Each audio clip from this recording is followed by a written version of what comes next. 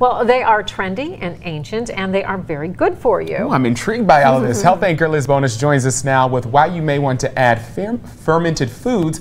Let me say that right. Fermented foods to your Halloween menu. Hey, Liz. I know Kyle's going to learn something new today. This is fun. We have to talk about fermented foods. It's Halloween. It's what to eat today. There's sort of this old new food trend, and since it is Halloween, it's a good day to talk about fermentation, because that occurs when microorganisms or bacteria, yeast, mold feed on other food components. A report from Tufts University says it changes the health-promoting characteristics in some foods, and in some cases for the better. You can find many of these fermented foods in your grocery store, generally in the natural food area. They include some common foods, such as yogurt, known for bacterial benefit, but there's also a few that are not so common. Kefir is one. It's tangy like yogurt with fermented bacteria and yeast. Sauerkraut is another. It has live cultures when it is fresh. Certain cheeses are fermented foods. Generally, the harder and older the cheese is, it tends to be more fermented. There are also a few other foods you might get with some non-traditional meals.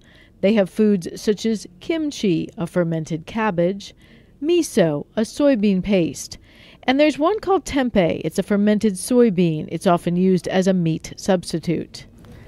Now, the one I was trying to make today, but it didn't work out, is called kombucha. Have you ever heard of that? No. And use black tea. Don't you love my little camera lens? I was going to say, I love this. Oh, wow. They're cute. Yeah, they're like that. Someone said they're like the Canon brand. I didn't mean to be brand friendly, but it's a black tea fermented with bacteria and yeast, and you have to let it, you know, it won't taste funny to you because I didn't put enough. You have to put yeast and sugar, or what they call, good. yeah, what they call the only word that I know how to call it is a mother formula. It's a yeast and sugar thing, and you let it sit, and then it ferments, and you drink the tea instead of eating a food, and it's powerful stuff. There are people who know how to spike it too, and Halloween, that's a big day for that. Wow. Okay, so when it's that strong, does it taste okay? No, it doesn't. Oh, I have to tell you, okay. And had you not been on air, I might have had you try a little bit more, but you are not going to be able to. It's got a very strong flavor. Keep in mind, it's bacteria, yeast, and black tea. Yum. But it's getting more popular, and the sugar makes it a little sweeter, so it's not quite so bad. But you're just going to be hearing and seeing more of these. They are very good for you. We have linked them to less type 2 diabetes.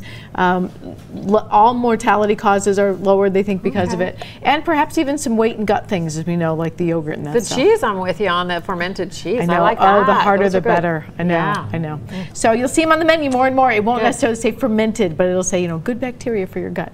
You heard it here first. We did. Good information, good bacteria.